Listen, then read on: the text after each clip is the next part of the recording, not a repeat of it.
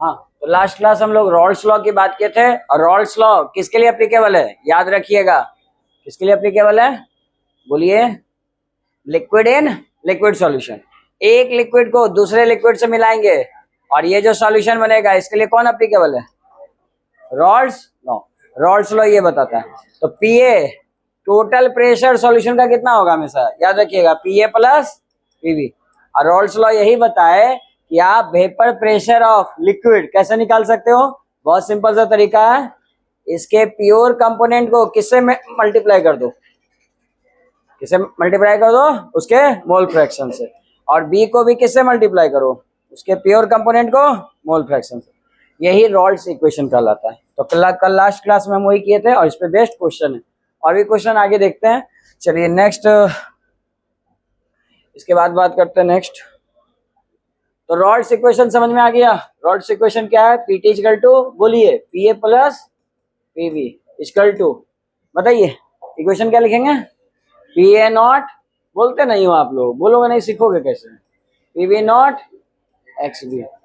बचपन में ज्यादा क्यों सीखते थे पता है? 4 साल तक का बच्चा बहुत अच्छा साइकोलॉजिकल सीखता है, पता है क्यों? सारा पहाड़ देख तो एकदम टीचर रटवाते हैं, बोल बोल के जोर जोर से बोलता है। अभी आप लोग बोलते नहीं हो, बड़े बन के बैठ जाते हो। हाँ ठीक, बोलते जाइए आप, हम लोग सुन रहे कथा।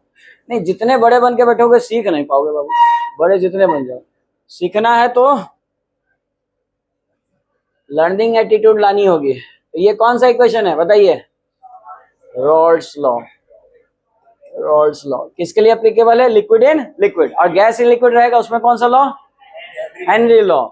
हेनरी लॉ याद करो, P इक्वल टू KH(x), यही था ना हेनरी लॉ और Rawls law.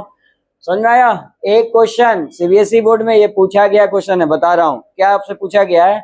What is the similarity between Raoult's law and Henry law?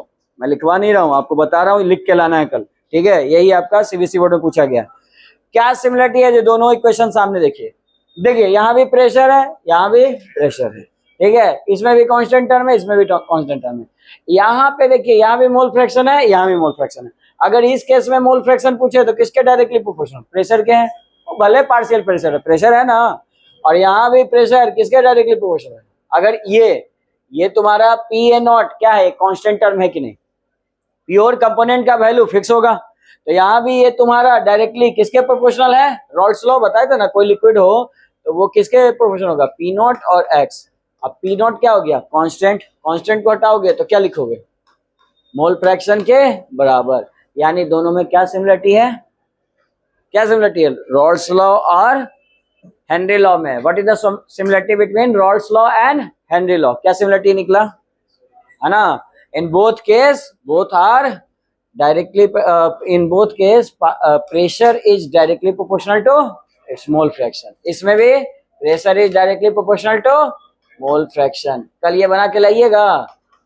और देखिए ऐसा क्वेश्चन आता है 2 मार्क्स में, तो सबसे पहले आपको क्या लिखना चाहिए कि अकॉर्डिंग टू रॉल्स लॉ, है ना? रॉल्स लॉ का ये फॉर्मूला हम जानते हैं, P equal to P not x.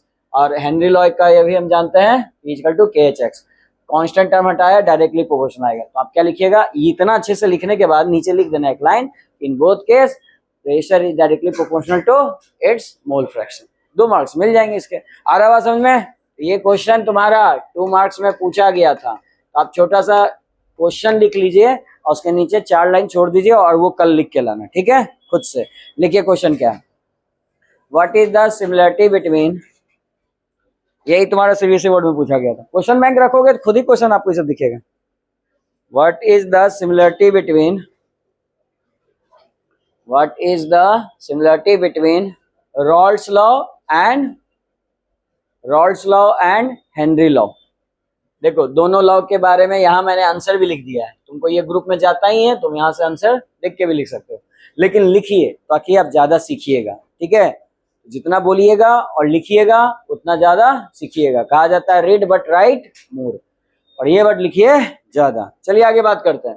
तो जल्दी से बताइए मुझे, अब हम यहाँ पे शुरू करते हैं, वापस आते हैं रॉल्स लॉ पे। ये क्वेश्चन आप बना लीजिएगा, आंसर यहाँ सामने है।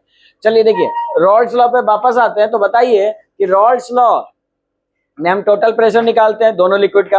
अब अगर हम रॉल्स लॉ में टोटल प्रेशर निकालते हैं तो एक बात बताइए, इसमें जब आप टोटल प्रेशर निकालिएगा तो इसमें आप ये कह सकते हो कि जब भी आप निकालोगे तो पी ए नॉट किसको रिप्रेजेंट कर रहा है? नाम बोलिए जल्दी से। पी ए नॉट वेपर, पूरा नाम बोलो। Vapour pressure of pure component A या लिक्विड ए आप बोल सकते हो। और x A mole fraction of A. अच्छा, इसका दूसरा नाम से क्या है ना, सॉल्युबिलिटी ऑफ ए। अगर सॉल्युबिलिटी पूछेगा तो क्या बोलोगे? मोल फ्रैक्शन निकाल कर दोगे इसको आंसर। चलिए पी बी नॉट बताइए। Vapour pressure of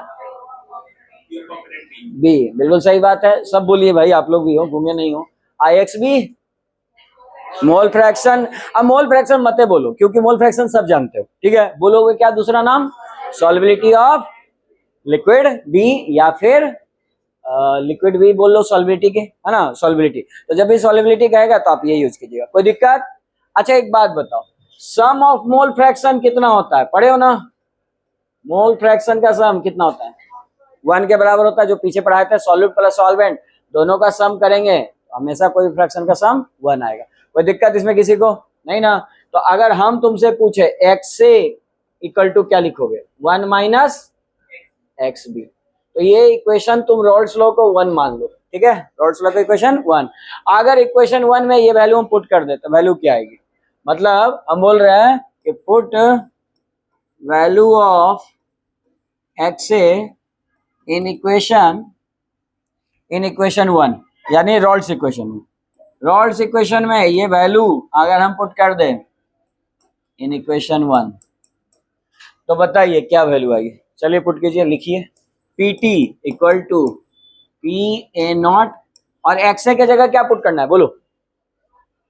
1 minus x B, ठीक है। ये क्यों कर रहे हैं आपको जब न्यूमेरिकल करेंगे ना तब समझ में आएगा, लेकिन फिलहाल आप लिखिए इसको 1 माइनस एक्स बी, इसके जगह लिखे। अब प्लस आगे क्या लिखोगे बोलो? पी बी नॉट और एक्स बी। क्या इसको सॉल्व कर सकते हो? सॉल्व करके बताइए पीटी का वैल्यू क्या आएगा? जल्दी से निकालिए तो सब लोग। पीटी इक्वल टू,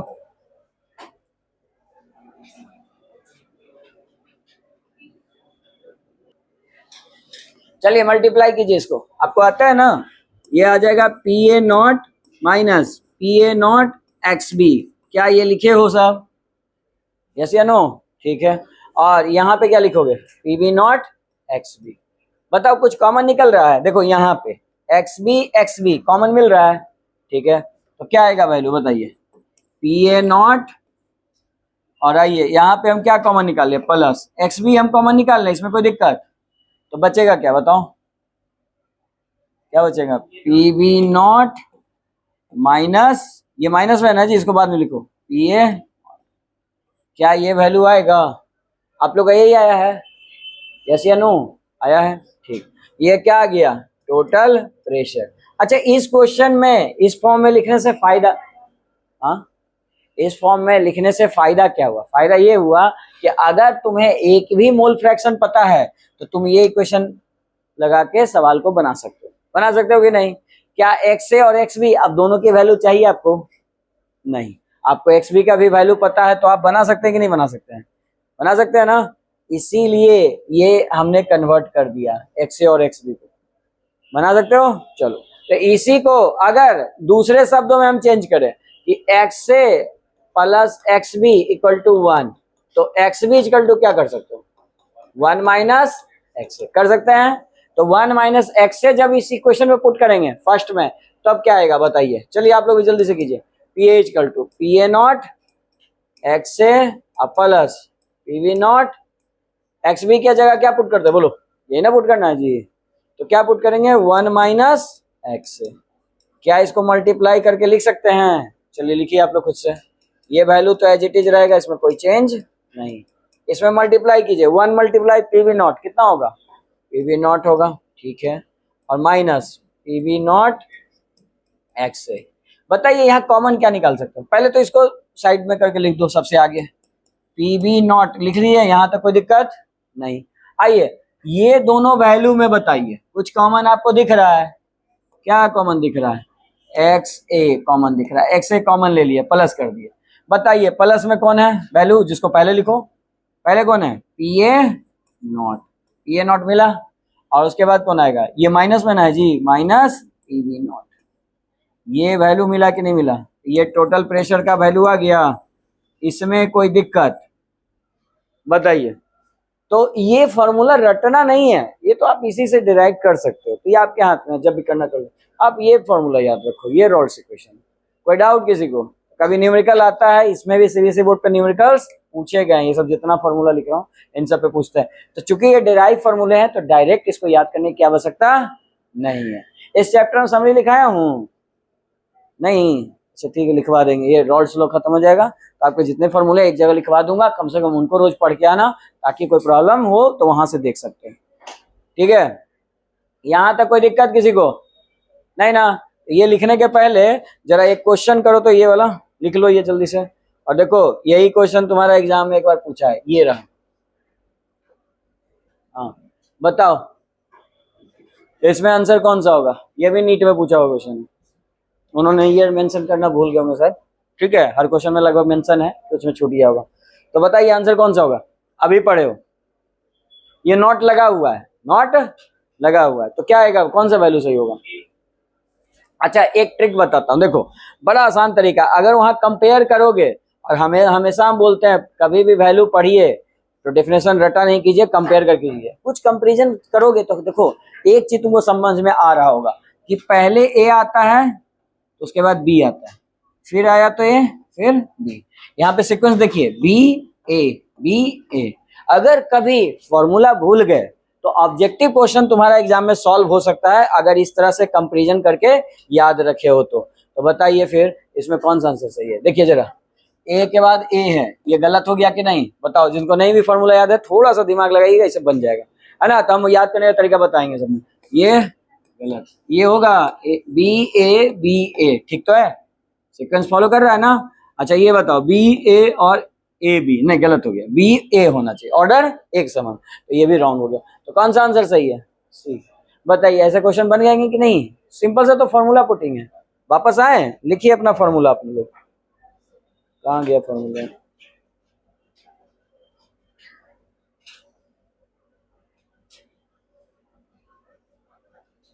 हाँ, तो आप ये फॉर्मूला लिख लीजिए, बाकी इस पे कैसे न्यूमेरिकल्स आते हैं वो भी हम करवाते हैं, है ना? वो भी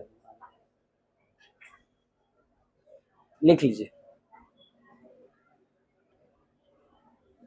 चलो देखो यहाँ पे दो लिक्विड लिखा है, ठीक है? तो ए और बी मानते थे, यहाँ पे हम लिक्विड क्या मानेंगे? एक्स दिया हो तो एक्स ही मान लो, और लिक्विड वाई मान लो।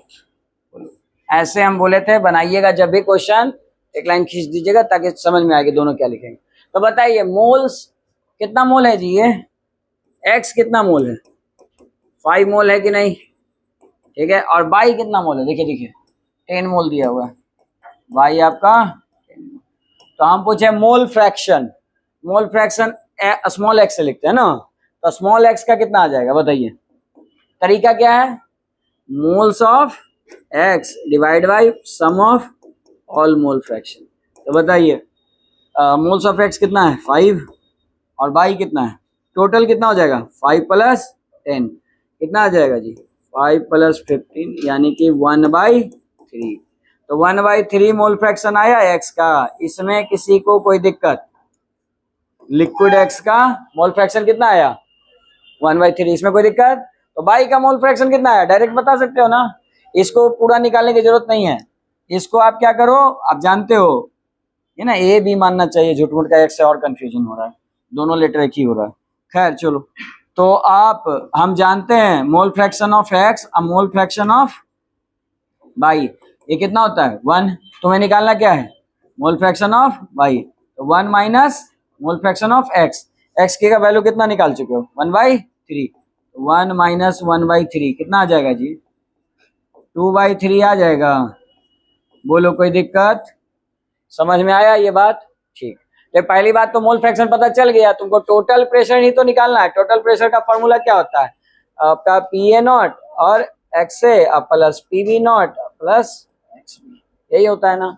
अब आप बताइए कि आपको एक्स ए पहला लिक्विड हम ये मान लेते हैं एक्स ए, तो 1/3 है, ये पता है कि नहीं वैल्यू? 1/3। मुझे एक बात बताओ, ये पी ए नॉट किसको मानोगे? इसी को मान लो, ये इसको ए मान लो, इसको बी। चलो ठीक, तो बताइए पी ए नॉट का वैल्यू कितना होगा? यानी एक्स का जो प्योर कंपोनेंट है, कहीं दिख रहा है एक्स का pure component? Vapour pressure of pure x दिया हुआ है, कितना होगा जी? 63। तो कितना है? 63 प्लस एक्स भी कितना निकाले मोल फ्रैक्शन, यानी बाई कितना है? 2/3। और इसका प्योर कंपोनेंट का मोल फ्रैक्शन कितना है? 78। तो 78 पुट कर दीजिए। क्या ये कैंसिल आउट हो जाएंगे? कीजिए इसको कैंसिल आउट। ये कट गया, कितना आ जाएगा? 21 प्लस ये कटेगा तो कितना आएगा जी? 26 टाइम कटेगा ये, तो 26 मल्टीप्लाई 2, ये से इससे कट कर देना। 26 मल्टीप्लाई 2 कितना आ जाएगा जी? 21 प्लस 52 कितना आ जाएगा टोटल? 73। ये क्या आ गया? Total pressure. इतना टॉर सबका आ रहा है, टॉर बस यूनिट वो लिखा है तो हम भी वही माने। कितने लोग का ये आंसर है? ईमानदारी से हाथ उठाना। आ गया ना? ठीक। तो अगर क्वेश्चन में, क्वेश्चन इसके आगे भी है, आगे इसलिए है क्योंकि कंपटीशन का क्वेश्चन है, लेकिन अगर बोर्ड एग्जाम में आता है कि calculate the total pressure of this two liquids, तो आप निकाल सकते थे रॉल्स लॉ के अकॉर्डिंग। इतना एक आंसर, यहां तक भी आंसर लिख सकते थे अगर रॉल्स लॉ आता तो, इतना पूछता तो टोटल प्रेशर। लेकिन पूछा क्या है? देखिए सुनिए, पूछा क्या है? पूछा यहाँ ये नहीं है, बोला कि इनमें से कौन सही है। तो आप ideal solution non ideal solution नहीं पढ़े हो, लेकिन कोई बात नहीं, एक चीज मैं बताता हूं। जो रॉल्स लॉ को फॉलो करेगा, रॉल्स लॉ को फॉलो करने का मतलब क्या? उसका इक्वेशन को फॉलो करना। तो जो रॉल्स लॉ के इक्वेशन को फॉलो करेगा उसको हम कैसा सॉल्यूशन बोलेंगे? उसको हम बोलेंगे आइडियल। कैसा? आइडियल। और जो नहीं फॉलो करेगा वो नॉन आइडियल। ठीक है। अब एक बात बताओ, यहाँ पहला लाइन पढ़िए तो टोटल प्रेशर दिया हुआ है, कितना है जी टोटल प्रेशर? 70 टॉर दिया हुआ है टोटल प्रेशर, इसमें कोई दिक्कत नहीं ना। और हम जो निकाले वो कितना आया? 73। तो क्या ये रॉल्स लॉ को फॉलो कर रहा है? यस या नो? नो। तो ये नहीं फॉलो कर रहा है, नॉट फॉलो रॉल्स लॉ।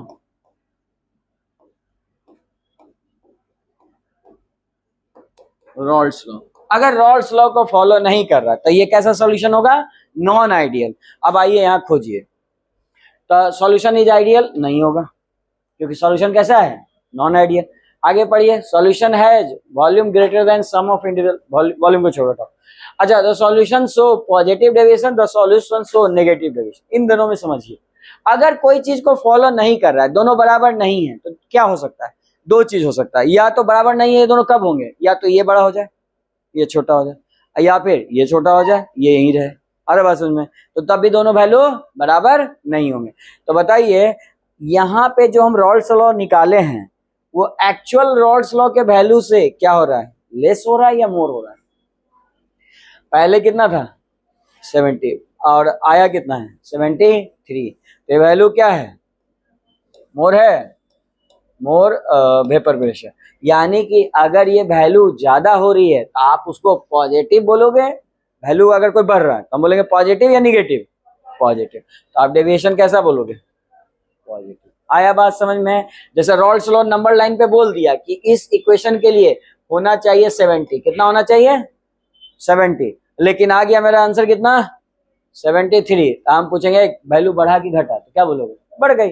बराबर तो कभी नहीं हुआ, बराबर होता तो सॉल्यूशन कैसा होता है? आइडियल। और अगर बराबर नहीं है तो नॉन आइडियल। अगर वो बढ़ गया तो पॉजिटिव, और घट गया तो मान लो 65 आता तो निगेटिव। आया बात समझ में? तो यहीं से आपको रॉल्स लॉ, तो आप कौन सा आंसर टिक करोगे इसमें बताओ? सी, पॉजिटिव डेविएशन मिलेगा। इसमें कोई दिक्कत किसी को? समझ में आ गया क्वेश्चन? तो मतलब जो रॉल्स लॉ इक्वेशन को फॉलो करेगा वो सॉल्यूशन क्या कहलाएगा? आइडियल। और जो नहीं फॉलो करेगा वो क्या कहलाएगा? Non ideal. तो इसी के आधार पे अगला टॉपिक आता है कि रॉल्स इक्वेशन के आधार पे सॉल्यूशन कितने टाइप्स के होते हैं? 2 टाइप्स के। कौन कौन? Ideal and non ideal. और ये भी एग्जाम में बहुत बार पूछा जाता है। ठीक है, तो चलिए अगला क्वेश्चन हम लिखते हैं अकॉर्डिंग टू रॉल्स लॉ। पहले इतना लिख लो, on the basis of Rolle's law, on the basis of Rolle's law, on the basis of Rolle's law, solutions are classified into 2 types. Solution are classified into two types. कौन कौन solution होते हैं जी? Ideal solution और non ideal solution. ये exam में बहुत बार पूछा गया है, आइडियल सॉल्यूशन क्या होता है और नॉन आइडियल सॉल्यूशन क्या होता है, और दोनों में क्या लिखना है आपको? सुनिए, दोनों में आपको डिफरेंस लिखना है, ठीक है? और डिफरेंस आपको पता है ना जी? पहला डिफरेंस क्या पता है? जो रॉल्स लॉ को फॉलो करे उसको क्या बोलेंगे? आइडियल। जो नहीं फॉलो करे वो नॉन आइडियल। तो पहला पॉइंट लिखिए,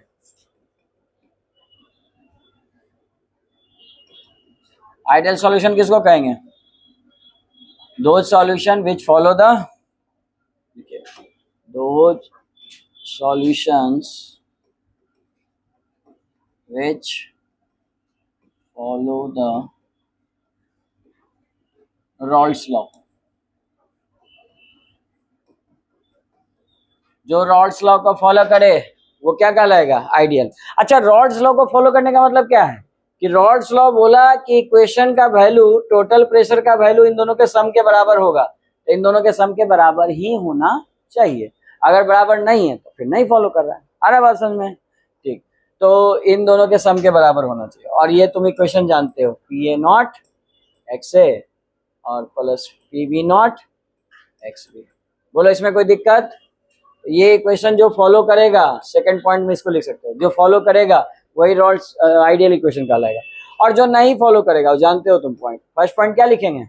दो सॉल्यूशन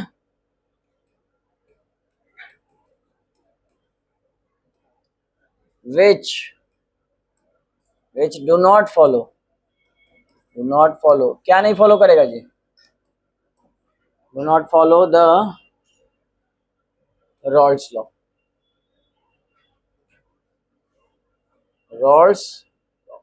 जो रॉल्स लॉ को नहीं फॉलो करेगा वो क्या होगा?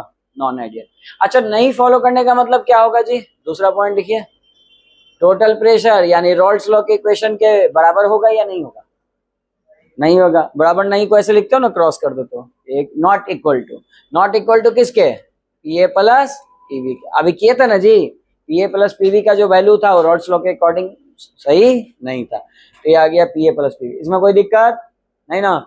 ये अगर इक्वल नहीं होता है तो वो तुम्हारा नॉन आइडियल सॉल्यूशन होता है, ठीक है? तो देखो, ये एग्जाम्स में कई बार आपके पूछे जा चुके हैं क्वेश्चन।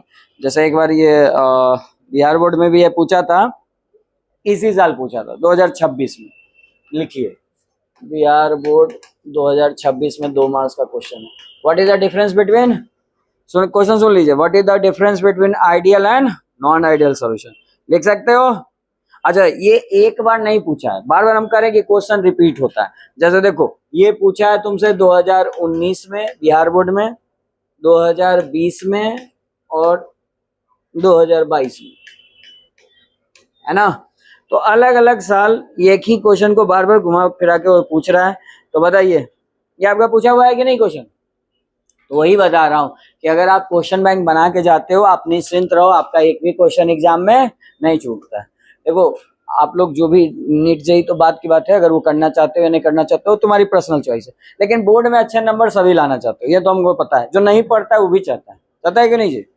तो यही तरीका है अच्छे मार्क्स लाने का, कम पढ़ाई करके, कि सबसे बढ़िया तरीका है कि 10 साल का क्वेश्चन बैंक बना लीजिए। 1-2 बार बना लो, उससे ज्यादा जरूरत की नहीं पड़ेगी, उससे बाहर का क्वेश्चन नहीं आएगा। देखो, एक एक क्वेश्चन कितने बार आ चुका है? 4-4, 5-5 बार आ चुका है। अभी 10 साल का ही क्वेश्चन ही बैंक है, ये सब कई बार पूछा है। और ये क्वेश्चन हम बोल भी रहे थे कि बहुत इंपॉर्टेंट है। आया बात समझ में? और ये तो हो गया 2 मार्क्स का लिखने का। अब इसमें ऑब्जेक्टिव क्वेश्चन कैसे कैसे आएंगे वो भी बता देते हैं, सुन लीजिए, तो उसको समझिए। अब आइए इस पे और पॉइंट्स लिखते हैं। कभी कभी हो सकता है 5 नंबर का क्वेश्चन आ जाए, तुम लोग दिमाग में 5 मार्क्स का आ गया तो 2 ही पॉइंट लिख के आएंगे। तो आइए कुछ और पॉइंट्स इसके बारे में बात करते हैं। अच्छा, आइडियल का मतलब क्या होता है? आइडियल का मतलब पहले समझिए, आइडियल का मतलब क्या हुआ?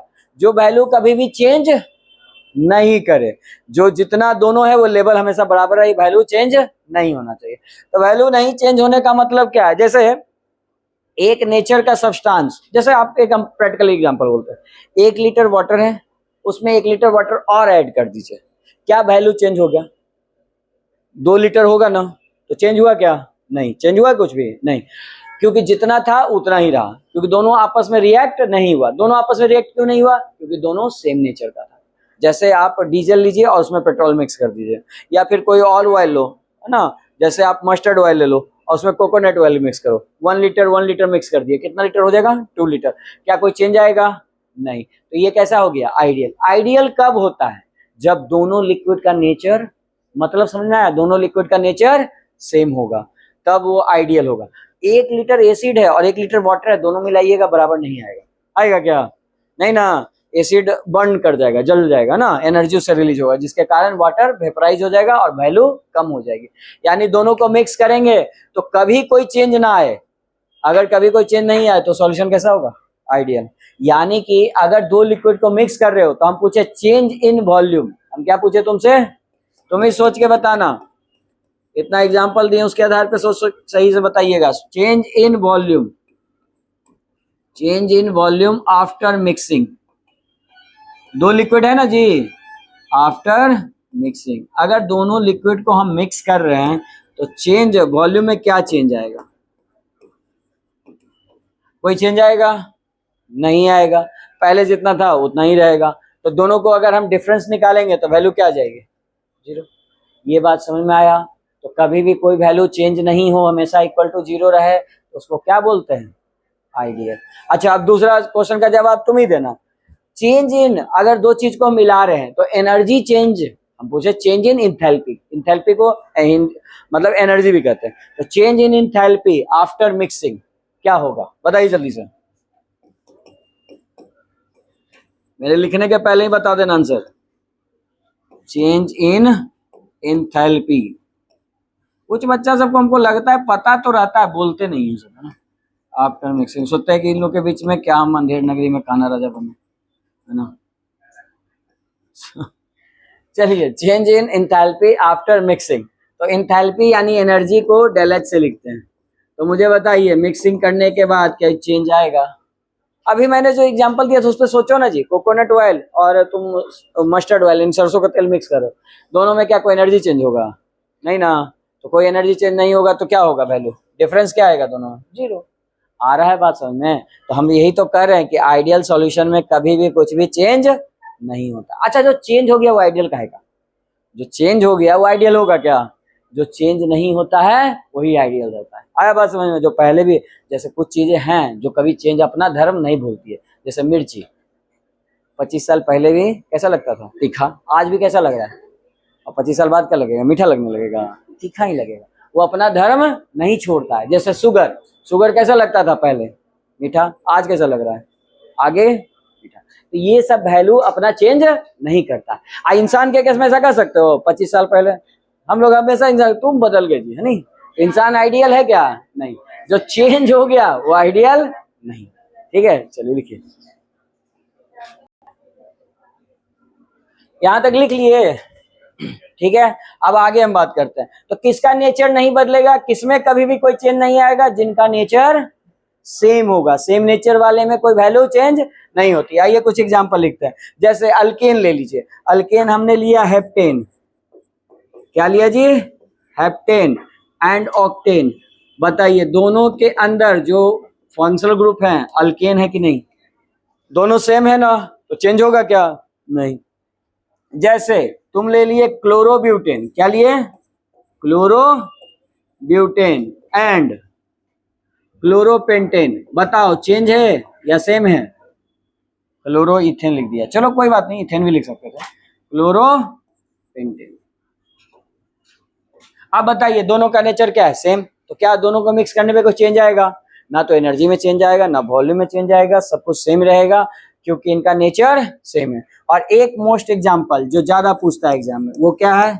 बेंजीन एंड कौन था जी? बोलता नहीं, अभी तो बोले थे टॉलिन।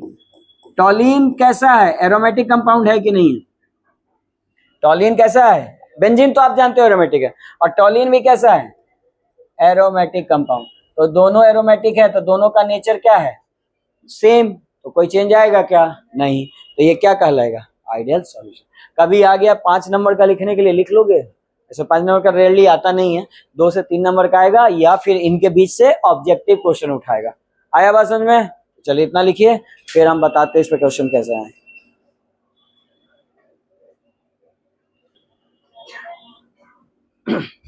अब हम बात कर रहे हैं नॉन आइडियल सॉल्यूशन भी दो टाइप्स के होंगे, या तो ये इससे बिगर वैल्यू होगा या स्मॉलर। अगर वैल्यू स्मॉलर हुआ, या पहले बिगर की बात कर लो, बिगर हुआ तो कैसा deviation, positive deviation, positive deviation. और अगर स्मॉलर हुआ तो कैसा डेविएशन, नेगेटिव डेविएशन। मतलब तुम समझे, देखो अगर टोटल प्रेशर अगर ग्रेटर देन पीए प्लस पीबी हुआ तो उसको तुम क्या बोलोगे, आइडियल या non ideal. Ideal, non ideal तो है ही, पॉजिटिव बोलोगे कि नहीं। और नेगेटिव में वैल्यू क्या होगा, नेगेटिव में वैल्यू कम हो जाएगी, यानी कि पीटी की वैल्यू क्या हो जाएगी, लेस देन पीए प्लस पीबी। बोलो ये बात समझ में आया, किसी को दिक्कत। पॉजिटिव में हर वैल्यू बढ़ेगी और नेगेटिव में हर वैल्यू घटेगी। तो इसी के आधार पर तुम दूसरा बता ना। तो जी अभी देखो एग्जाम में लिखने आएगा तो पूरा लैंग्वेज लिखिएगा, change in volume after mixing, ऐसे नहीं लिख दीजिएगा जैसे हम शॉर्ट में लिख रहे हैं।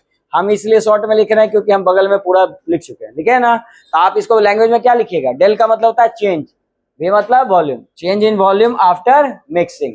बताइए इसमें क्या होगा, दो ऑप्शन देता हूँ, जीरो तो नहीं होगा, या तो जीरो से ग्रेटर होगा या जीरो से लेस होगा। क्या होगा बताइए, ग्रेटर होगा, क्योंकि कैसा है डेविएशन, पॉजिटिव। और निगेटिव में क्या होगा बोलिए, याद हो रहा है ना आप लोगों को आसानी से, मिक्सिंग, बोलिए वैल्यू क्या होगा, लेस देन जीरो।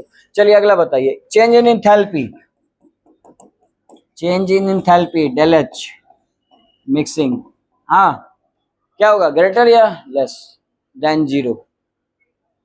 बोलते नहीं हो सब, बोलो मुंह में छाले नहीं आएंगे, ठीक है बोलो, ग्रेटर देन जीरो। और इसमें क्या होगा, लेस देन जीरो। बताइए अब क्या ये सब रटने की जरूरत है, सामने तो दिख रहा है जी, आइडियल में जीरो, पॉजिटिव है तो सब ग्रेटर, और निगेटिव रहेगा तो लेस होगा। क्या ये रटने की चीज है, नहीं। और ये सब क्वेश्चन हर साल आता है। अच्छा एग्जाम में जब आएगा तो ऐसे लिखोगे, एक नंबर नहीं देगा, या उसका मूड पे है, आपको एक दो नंबर दे सकता है, लेकिन नंबर काट लेगा जरूर। आप पूरा लैंग्वेज लिखिएगा, डेल वी का वैल्यू का लैंग्वेज हम लिख चुके हैं, इसको क्या लिखिएगा, total vapour pressure is greater than sum of, है ना, sum of vapour pressure of liquid A and B. यहाँ पे क्या लिखिएगा, change in volume of mixing greater than, is greater than zero, और change in enthalpy after mixing greater than zero. Negative में क्या लिखिएगा, change in volume after mixing less than zero. इसको बोलो, अरे दोनों मैच लिख दिया, सॉरी, बोलता भी नहीं है तुम लोग, कोई चीज गलत हो जाए यहाँ बोर्ड पे तो बता दीजिए। डेल एच ना होगा बाबू, हाँ डेल एच मिक्सिंग, तो इसको क्या पढ़ेंगे बोलिए, change in enthalpy after mixing is less than zero for कौन सा डेविएशन, नेगेटिव डेविएशन। पॉजिटिव के लिए ग्रेटर, और आइडियल के लिए पता ही, आइडियल में कोई चेंज नहीं होना चाहिए यानी जीरो होगा। कोई डाउट है किसी को इसमें, कल याद रहेगा नहीं सब पूछेंगे तो, क्योंकि आपका एग्जाम ही सब कई बार पूछा है, तो लिख लीजिए। आप बताइए, अब आता है फाइनल बात, एग्जाम्पल्स। एग्जाम्पल्स बहुत पूछते हैं जी, एग्जाम्पल्स हम थोड़ा ट्रिक आपको सिखा देते हैं, सुनिए ये ट्रिक काम कर जाएगा। कभी भी एसिड रहेगा ना, कौन रहेगा जी, एसिड, जैसे हाइड्रोक्लोरिक एसिड, हाइड्रोक्लोरिक एसिड अगर वाटर के साथ है, नाइट्रिक एसिड अगर तुम्हारा वाटर में मिक्स है तो वो कैसा डेविएशन, नेगेटिव, है ना। और हाइड्रोक्लोरिक एसिड वाटर में मिक्स है वो तुम्हारा नेगेटिव। मतलब तुम सिंपल समझो, एसिड जब भी वाटर से मिक्स करेंगे वो हमेशा किसमें आएगा, नेगेटिव। और एक एग्जांपल और आता है जो बहुत ज्यादा एग्जाम में पूछा जाता है, वो कौन है तुम्हारा, क्लोरोफॉर्म। जब भी क्लोरोफॉर्म की आप बात करोगे वो हमेशा किसमें आएगा, नेगेटिव डेविएशन में। चाहे क्लोरोफॉर्म के साथ कुछ भी मिक्स हो, क्लोरोफॉर्म के साथ एसीटोन मिक्स हो, एसीटोन मिक्स हो, या क्लोरोफॉर्म के साथ, क्लोरोफॉर्म का फॉर्मूला क्या होता है, CH3Cl, कार्बन डाइसल्फाइड हो, यह हमेशा किसमें आएगा, नेगेटिव। दो तरीका है आसानी से याद रखने का, एक तो क्लोरोफॉर्म और एक एसिड, हमेशा किधर ले जाएगा, नेगेटिव। इसके अलावा जो बच गया वो पॉजिटिव। आइए कुछ आंसर लिखते हैं, जैसे एसीटोन रहेगा, हम मिक्स किए वाटर के साथ तो किसमें आएगा, ये। अल्कोहल, अल्कोहल मिक्स करोगे वाटर के साथ किसमें आएगा, पॉजिटिव में आएगा। और मिक्स कीजिए, अल्कोहल ले लिए और यहाँ पे आप अल्कोहल ले लीजिए, अल्कोहल मिक्स कर लिए और दूसरा कोई और भी सोल्यूशन ले लीजिए, alcohol mix with carbon disulphide, किस में आएगा? पॉजिटिव। और कोई भी मिक्सचर आएगा सब किस में आएगा? Positive deviation. तो पहचानने का सिंपल सा तरीका, क्लोरोफॉर्म जब भी दिखे निगेटिव में आएगा, एसिड दिखे निगेटिव में आएगा। अब हम पूछे आपसे एग्जाम में ज्यादा क्या पूछेगा, तो एग्जाम में ज्यादा बाबू ही पूछेगा, इसको लिखो ऑब्जेक्टिव, टिक करके रखो, यही सब पूछता है ज्यादा, ठीक है। अब बाकी अल्कोहल, एसीटोन, वाटर, ये सब आपका किसमें आएगा? पॉजिटिव डेविएशन, ठीक है। ये हुआ तुम्हारा डिफरेंस बिटवीन दिस टू। हाँ कौन सा होगा जी? क्लोरोफॉर्म, क्योंकि बाकी सब कैसे सॉल्यूशन होंगे? आइडियल, क्योंकि इनका नेचर क्या है? सेम है ना। आइए नेक्स्ट क्वेश्चन चलते हैं। चलिए बताइए अगला आंसर। आइडियल सॉल्यूशन, देखो ये सब एग्जाम में पूछे हुए क्वेश्चन दिया है मैंने, बोलिए आइडियल सॉल्यूशन कौन होंगे? बोलो आइडियल सॉल्यूशन कौन होंगे? भाई रॉल्स लॉ के भी फॉलो करेगा, जीरो भी होगा जीरो भी होगा, ये ऑल ऑफ दिस, इसमें कोई दिक्कत नहीं ना, ठीक। और बताइए इसका, देखो ये भी पूछा हुआ है 2020 में एग्जाम में। हाँ बोलिए, which of following ideal obey Raoult's law, does not obey Raoult's law, कौन? नॉन आइडियल, और ए और बी तो संभव ही नहीं है, ठीक है। चलिए आगे देखते हैं, ये सब तो कर चुके हैं, आगे देखिए और क्वेश्चन तो इधर बनाए हुए हैं। तो मतलब तुम देख रहे हो ना कि जितना टाइम आपको पढ़ने में लग रहा है उतने टाइम में ये नीट उठ के क्वेश्चन बन जा रहे हैं, सीबीएसई बोर्ड के क्वेश्चन बन जा रहे हैं। जैसे ये देख के बताओ आंसर क्या होगा? आंसर जी क्वेश्चन आपको पीडीएफ में भेजा हुआ है, घर पे जाके बनाइएगा उसको, ठीक है। बोलिए आंसर। पॉजिटिव डेविएशन पहचानना सिखाया था ना, अभी आप बनाते हो तो सबका आंसर निकालिए कि सब क्या होगा। बताओ इथेन और मीथेन अल्केन ग्रुप है ना, बताओ कौन सा सॉल्यूशन, आइडियल और नॉन आइडियल? आइडियल, क्योंकि नेचर सेम है ना। प्रॉपर्टी सेम कब होता है? दोनों सेम फंक्शनल ग्रुप होते हैं, दोनों सेम फंक्शनल ग्रुप, यानी नेचर सेम। इसमें बताओ एसीटोन और क्लोरोफॉर्म, क्लोरोफॉर्म देखो तो कौन सा डेविएशन? अभी बोला था ना। अरे यार इतना दो, गजनी को भी फेल कर दिया, 5 मिनट पहले बोला था, 15 मिनट तक याद रखता था गजनी। निगेटिव डेविएशन अभी ना बोला जी, जब भी क्लोरोफॉर्म होगा निगेटिव, कॉपी में देखिए क्लोरोफॉर्म निगेटिव, एसिड निगेटिव। आइए बेंजीन प्लस टॉलिन अभी बताया था, दोनों सेम नेचर का है, आइडियल। क्या पूछा है? पॉजिटिव। अभी हम बोले नहीं, इन दोनों के अलावा जो भी आए इथेनॉल और एसीटोन क्या हो जाएगा? पॉजिटिव। मिल गया आंसर। बोलो कोई दिक्कत? किसी को दिक्कत है तो पूछ सकते हो। आपको प्रॉब्लम है इसमें? तुम ही से पूछ रहे हैं? नहीं तो ठीक। नेक्स्ट देखिए फिर, ये बताओ जी, ये थोड़ा सोच के बताओ, दिमाग लगा के बताओ क्वेश्चन क्या होगा।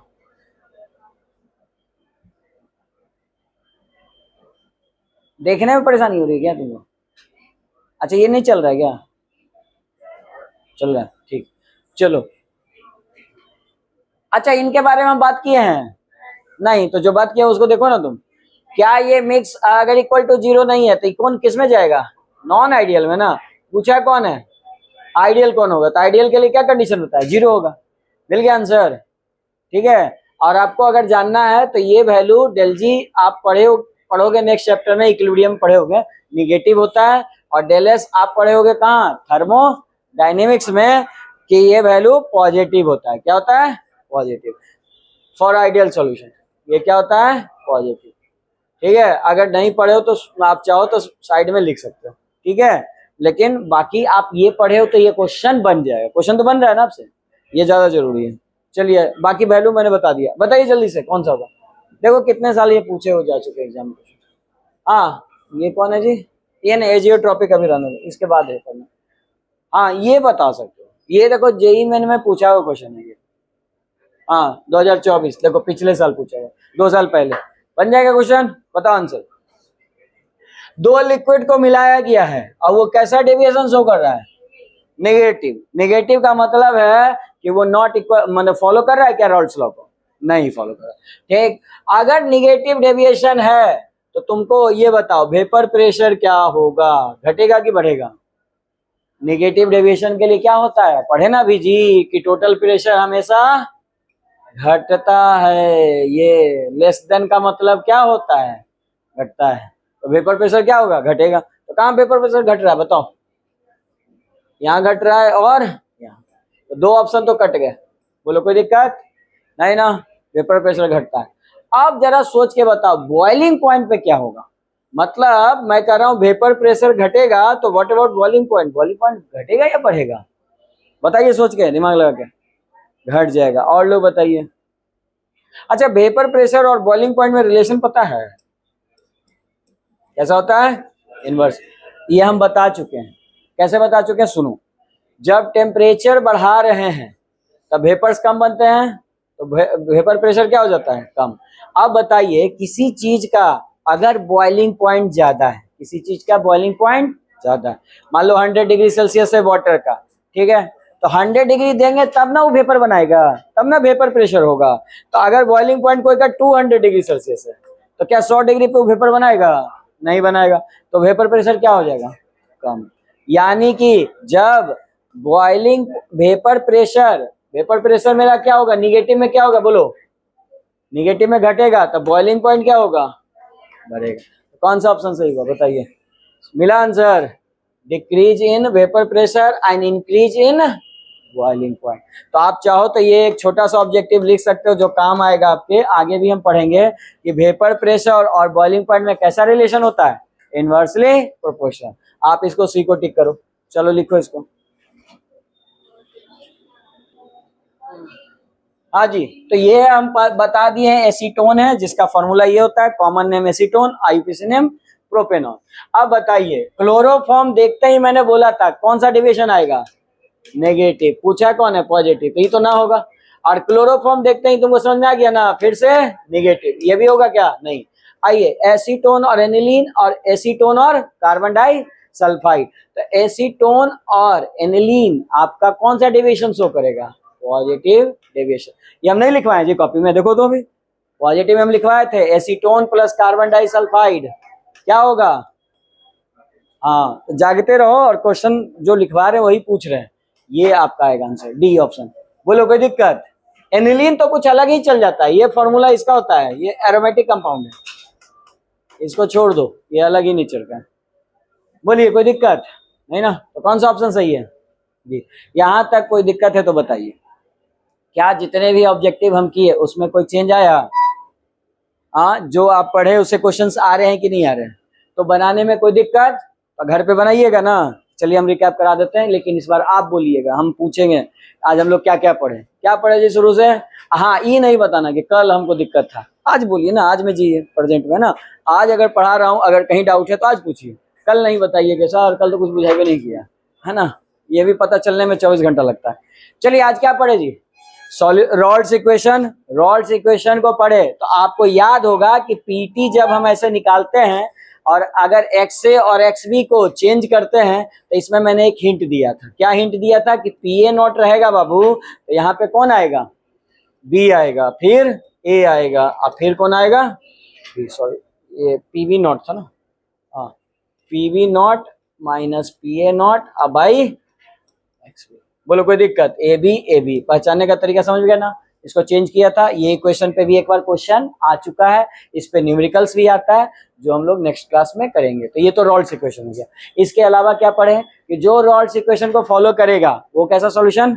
आइडियल। और जो नहीं फॉलो किया वो नॉन आइडियल। मतलब ये इक्वेशन के अकॉर्डिंग जो चला वो आइडियल, जो नहीं चला वो नॉन आइडियल। यानी सॉल्यूशन कितने टाइप्स के? रॉ के अकॉर्डिंग 2 टाइप्स के। और आइडियल जब भी हम बात करेंगे तो आइडियल में कोई भी वैल्यू चेंज होगी क्या? नहीं होगी। यानी कि डेल भी मिक्सिंग का हम पूछेंगे वैल्यू कितना होगा, तो आप बोलोगे 0। और चेंज इन एंथैल्पी एनर्जी का बोलेंगे तो 0 होगा, मिक्सिंग करेंगे तो दो लिक्विड को। अच्छा, ये इसके एग्जांपल्स कौन होंगे? Same nature. और सेम नेचर किसका होगा? Same functional group. Same functional group जैसे अल्केन अल्केन अभी किए ना वो।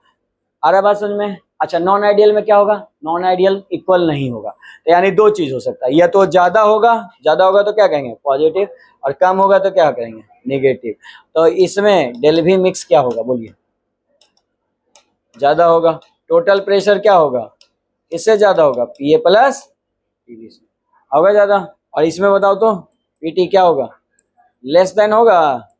और इसमें बताइए यहाँ पे डेल भी मिक्सिंग क्या होगा, लेस देन जीरो। आ रहा है बात समझ में। डेल एच बताओ यहाँ पे ग्रेटर देन जीरो और इसमें लेस देन जीरो। और एग्जाम में बोला था निगेटिव डेविएशन पहचानने का बहुत आसान तरीका, किसके साथ इसका मिक्सिंग, एसिड के साथ वाटर का। और दूसरा एक और, जब भी कौन मिलेगा, क्लोरोफॉर्म। हाँ एक को बच्चा बोलो कम से कम, क्लोरोफॉर्म बनेगा। जब भी क्लोरोफॉर्म मिलेगा तो किसमें आएगा, नेगेटिव है। और इसके अलावा जो बच्चे तो यहाँ पे क्वेश्चन में भी किया है, एसीटोन कार्बन डाइसल्फाइड क्लोरोफॉर्म नहीं है तो पॉजिटिव डेविएशन आएगा। बताइए कोई दिक्कत। अच्छा जो हम पढ़े उसको कितने समय में रिवीजन कर लिए, मुश्किल से 5 मिनट भी नहीं लगा हो। इस तरह से घर पे 2-3 बार आप लिख तो लो, आप कभी नहीं भूलोगे, एग्जाम के बाद तक नहीं भूलोगे। छोटा भाई बहन पूछेगा उसको भी बता पाओगे। आ रहा समझ में, तो कम से कम वो इज्जत करेगा कि भैया पढ़ के पास हुआ है, नहीं तो कहेगा कि चोरी करके पास किया है। आ रहा बात समझ में, तो पढ़िए और इस तरह से क्वेश्चन इनको कल करके आइएगा। बाकी इसके आगे हम कल करते हैं, इस पर न्यूमेरिकल्स।